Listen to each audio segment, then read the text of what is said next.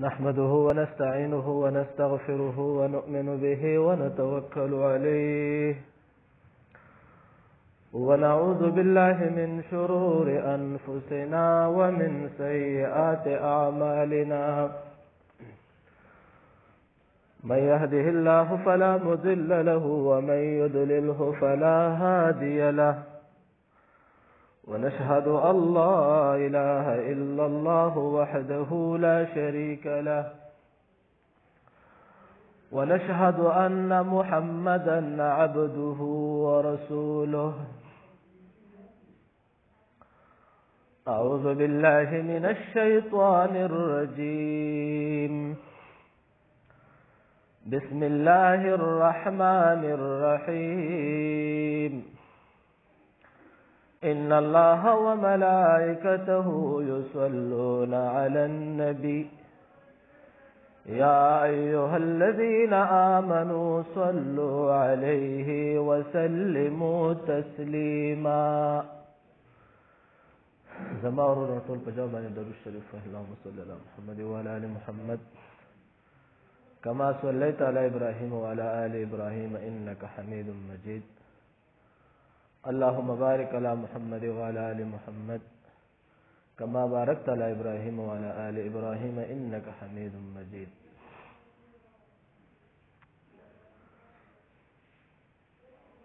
ما ترشو جماعة المبارك پورز باندی تاسو ته د زکات د موضوع بیان شروع کړو ان شاء الله که الله مونږ او تاسو له ژوند را نصیب کو نو دا پنځمه جمعه به ان شاء الله هم مونږ د زکات په موضوع د ټاپینګ بیان کوو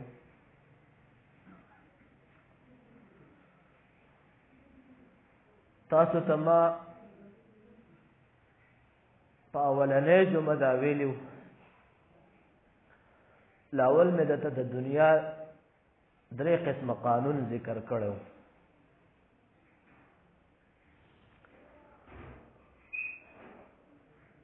او به مې دته دا ویلو چې په پنځو شیزونو کې زکات فرض دی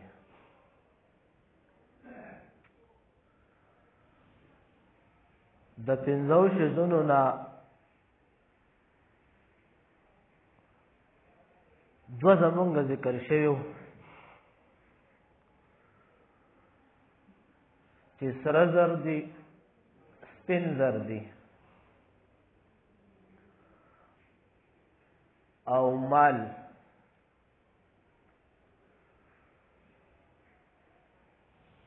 وز دا دریم شی ذکر کو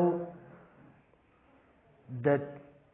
تیر شوی جماعت المبارک په ورځ باندې ما تاسو ته د مال بیان کړو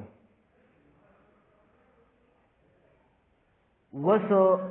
نن جمعه ان شاء الله تاسو ته د مال د تجارت بیان کوم ادریم قسم دغه به ذکر کو چې هغه ته وایي تجارت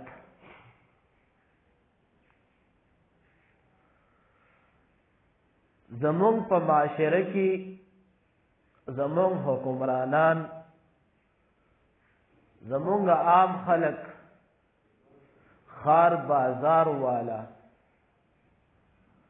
د هغه ټول حساب اکثر لحاظ سره د تجارت ته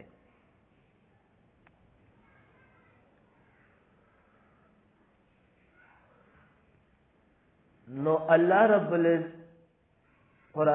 نبی صلی الله علیه وسلم فرمایي چې د تجارت په مال کې هم زکات فرض دی خو لږ وزن په دې مونږ او تاسو پوهې کو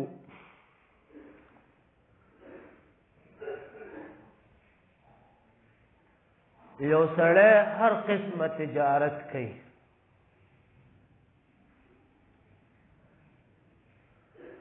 خو چې د هغې نام د تجارت وي په حلالو اشیاو کې نه په حرامو کې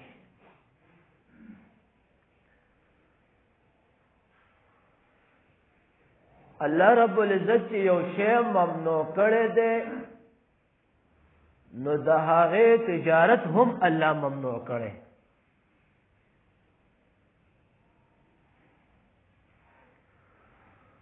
شراب حرام دی نو د شراب و تجارت هم حرام دی.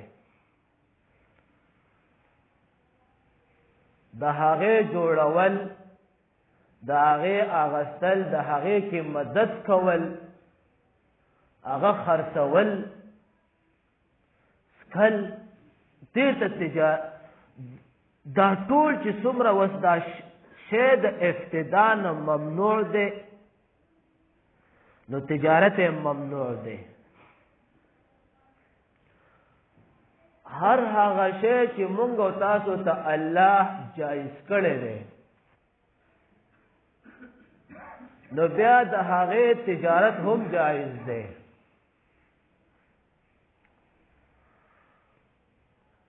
نو تجارتی مال چې څومره وي هغه که د هر شي تجارت په حلالو اشیاو کې، په جایزو اشیاو کې، نو په هغه باندې په ما او تا باندې الله رب العزت زکات فرض کړي.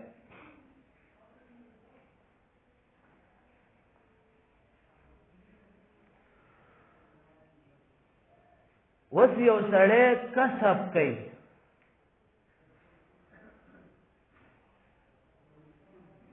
زمونږ پریس والا اکثر کسب کوي.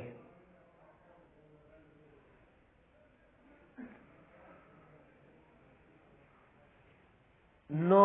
سبکه کسبین دي، سبکه خرڅولو والدي، سبکه اغستو والدي او کسبیان وغیرہ جوړولو والا. نو د دې ټول حساب کتاب یو شانتی دی.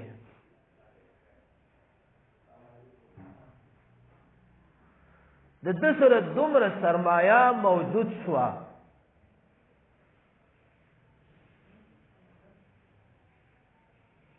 چې د 52 تولو د سپینو زرو سرمایه د سره راغله د تجارت د مال نه.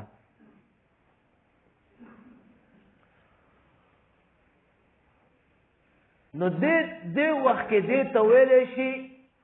دغه بنده ته د الله دغه بنده ته مالک نصاب وي. دې د اسلام په قوانینو سره یو مالدار سړی جوړ شي.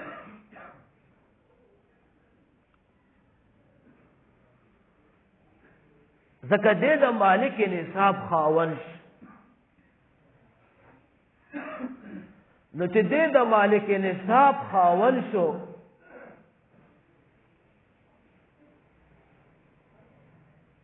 او د دې اعمال مالک نصاب ته ورسېدو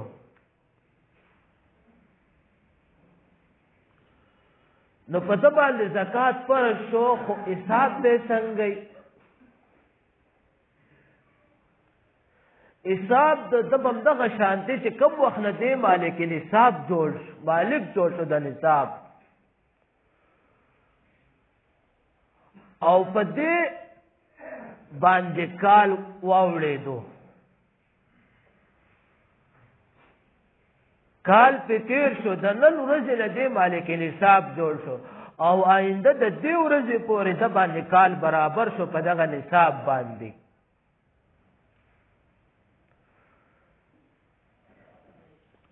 نو په د زکات پرش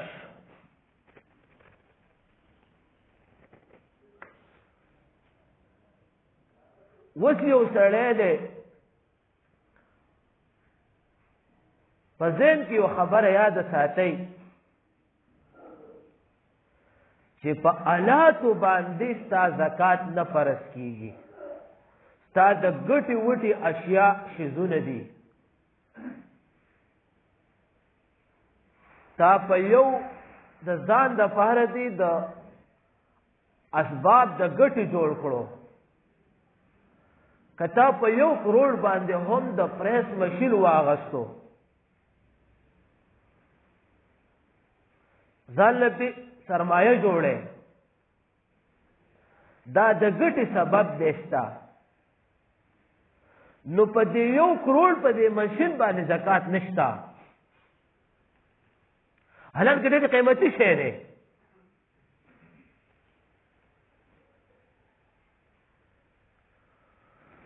خو چې دا ماشین سرمایه د نصاب دومره جوړه کې تا د پاره ګټه درکې او ته مالک نصاب جوړ کړي وځ دا څومره رقم یې وګټل مالک نصاب نو اوس په دې سرمایه ته مونږ تللی شو ماشین یو بیل حساب دی ماشین سره د زکات تعلق نشته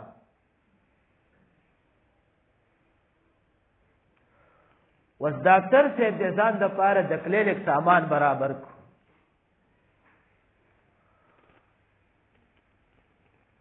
الټراساوند ماشین برابر کو د ټیسټونو ماشین برابر کو دا خو قیمتي شیزونه دي نو اوس په دغه باندې زکات نشتا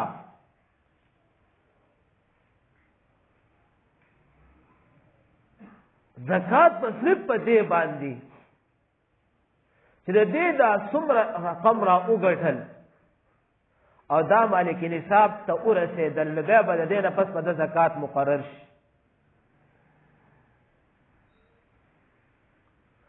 خو که چېرې یو سړی د ماشینانو تجارت کوي ګوره بیا خبره بدله ده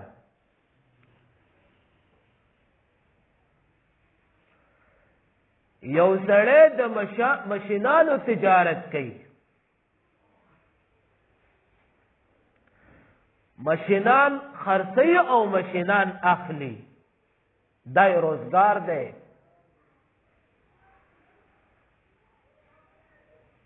نو بیا به د دې د تجارت سرمایه ته مونږ ګورو چې څومره د تجارت سرمایه ده په هغې زکات فرض دی وس د 1 کروڑ لوپو ماشین دی دی به د 1 کروڑ نه زکات ورکوي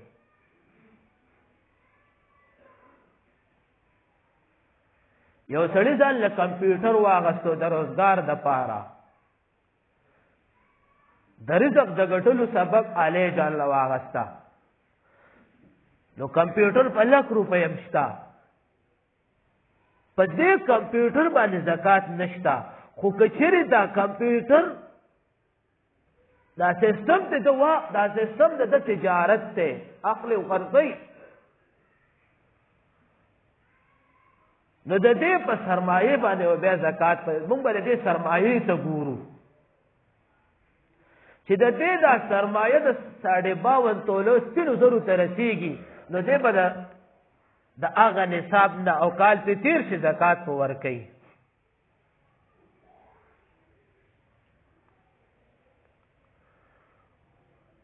اوس یو سړی دی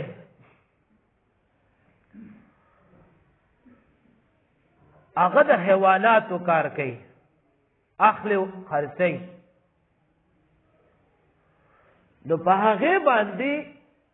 زکات فرض دی د تجارت حساب سره به دې زکات ورکوي اوس یو سړی ګجر دی هغه د حیوانات اغستې د دې دپاره دي چې زه به چې دود طلب کوم دا دود دی خرڅوم زما د حیواناتو سره نو اوس په دې زکات د دې حیواناتو نه ورکوي خو حساب یې بدل دی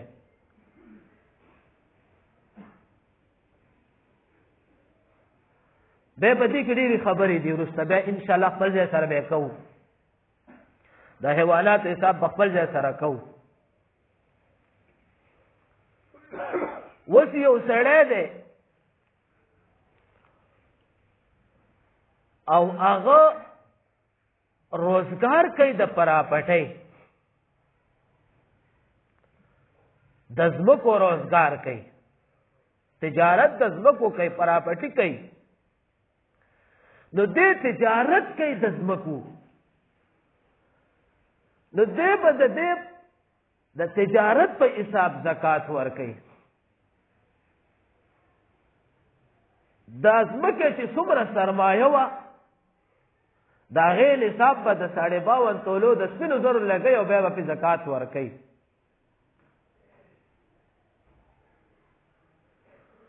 اوس یو سړی دی او هغه ځمکه د دې دپاره واغسته چې کرونده به پکې کوم، حالانکې د 20 کروړو ځمکې یې واغسته د کروندې دپاره.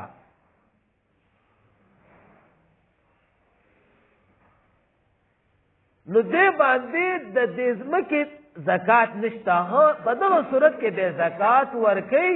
چې کم دا کرونده د دې له وشي د کروندې زکات به به ورکوي.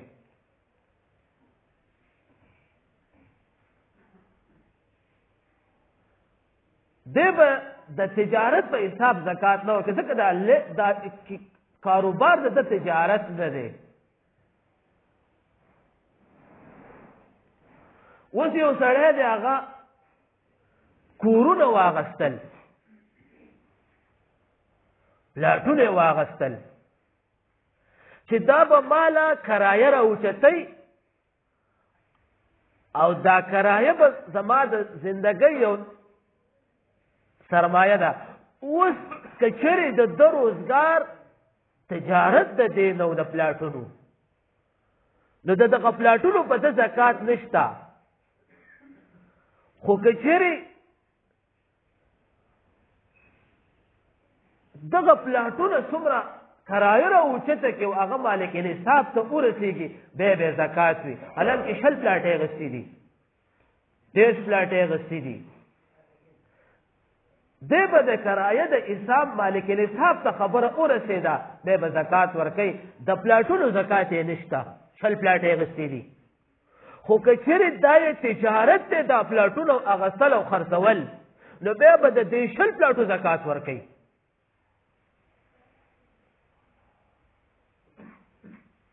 بیا په هغه حساب بدل شو. د تجارت په لحاظ سره چې ته هر شی خرڅې، که خاورې خرڅې، که کاڼي خرڅې،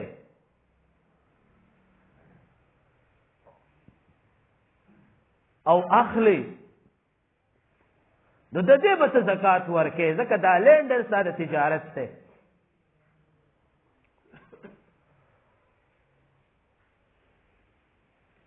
او که چېرې یو سړی د قیمتي هیره واخلي ځان له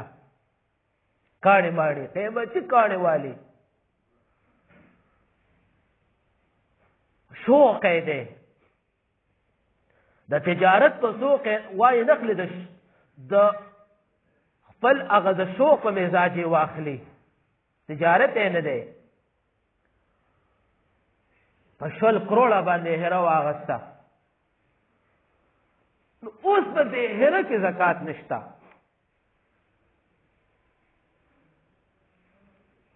خو که چېرې دا هیرې دې اخلي او خرڅوي،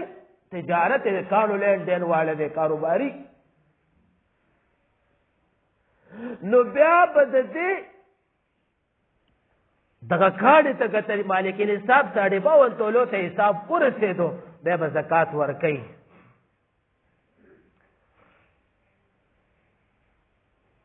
نو تجارتین چې څومره دي نو د هغې نصاب مالک نصاب د 52 تولو هر یو شی د تجارت حلال حرام نه. ما وقتی په شروع کې تاسو ته مثال ورک، حلال اشیاء کې تجارت کوي او د دې نصاب 52 تولو ته ورسېدو،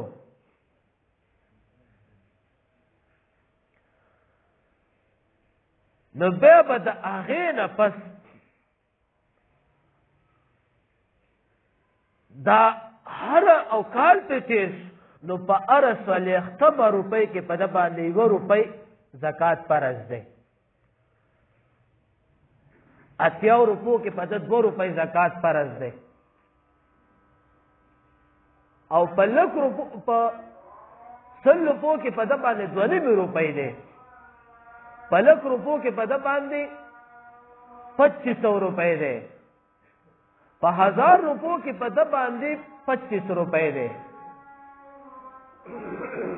دا په د باندې زکات فرض خو ذهن کې خبره یاد ساتئ زکات په موږ د سنه ورکو زکات په موږ د سرمایه د سره ورکو سرمایه وس یو دکاندار دی تاسو ذهن کې به یو خبره راځي یو دکاندار دی هغه کاغذ اخلي او خرڅي پیپر اخلي او خرڅي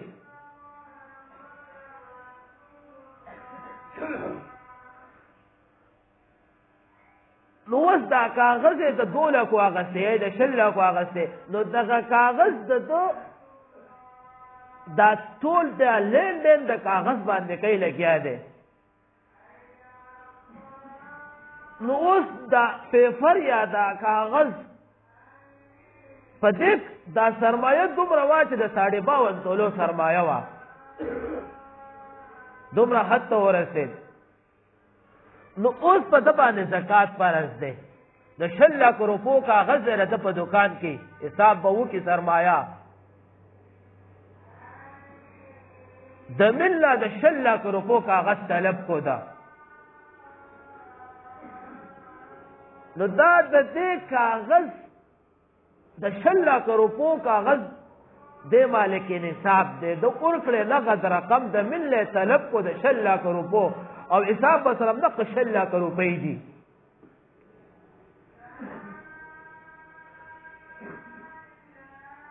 نو په دې باندې دغه 6 لک روپو زکات فرض دی د دې په نه فرض ما خلک دا تاسو نه ډېر کوي چې موږ اوس د دې چې کوم وس خرید کړی دی کده فروغ حساب به ورکو ځکه دی خو په 6 لک باندې دا حساب نه ورکوي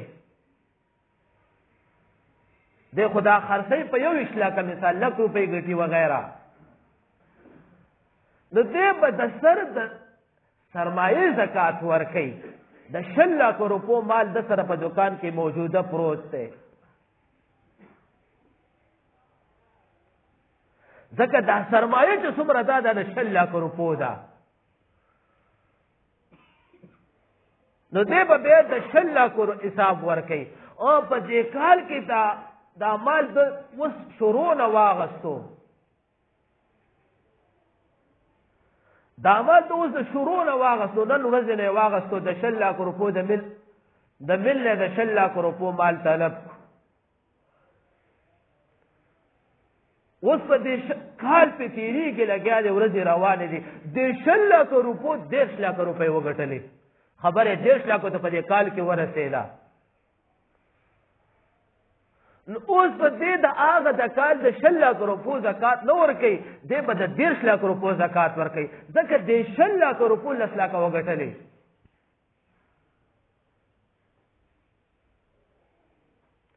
دی په دې دکان کې به د کال ټول حساب وکړي کال 1300 حساب یې وکړو مال سرمایه موجوده د 10 لک روپو ده نو دی به دلته اوس سرمایه حساب سره د 10 لک روپو زکات ورکوي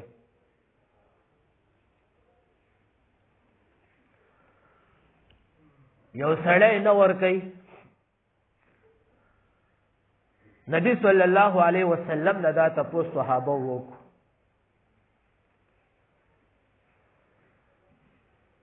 یو سړی زکات د تجارت د مال دا نه ورکوي څه سزا به ورکړی کېږي نبی صلی الله علیه وسلم ورته وفرمایل د دغه مال نه د سرو زرو د عذاب نه ورکوي د هغې حساب بدلو سزا د سپینو زرو زکات نه ورکوي د هغې سزا بدله وه د دې مال څوک زکات نه ورکوي شیطان پې غالب شو زکات یې ورنکړ او د دنیا نه رخصت شو سزا به صحیح نبی صلی الله علیه وسلم فرمایل وای د دې مال نه بده ته ورځ په قیامت باندې سرسره مار جوړ شي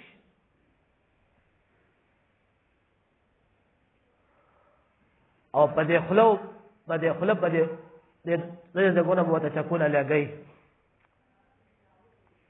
او دقه الفاظ به ورته وایي په عربۍ کې وانا مالک وانا کنزک، زه ستا هغه مال یم او زه ستا هغه خزانه یم.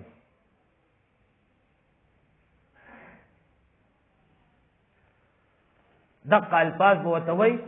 الله رب العزت په د خپلو بندګانو سره حساب کتاب کوي، هغه وروسته حساب به بدل دی سزا، او وروسته چې کم څه دپاره عملنامه کې ملاوېږي هغه حساب الله رب العزت په حساب د خپلو بندګانو سره کوي. ورځ یوم الحساب به شروع وي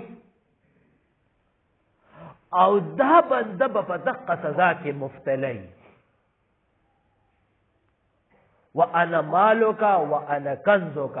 دا مار به ورته سرسری مار به ورته او پیغمبر علیه السلام دا هم فرمایي حدیثو کې دا الفاظ دي گنجی به. د دې خبرې مقصد دا دی سرسری مار گنجی لکه دا په زهرو کې ډېر تیز دی، زهر تیز دی، او چې کم وخت کې د دې دا زهر تیز دی او کم مار زهر تیز دی او دې له چې کم دی ټک ورکړي نو د هغه درد تیز وي، تکلیف یې تیز وي.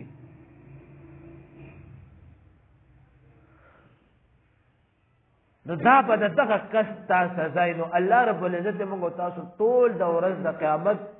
د عذابونو نه محفوظ کړي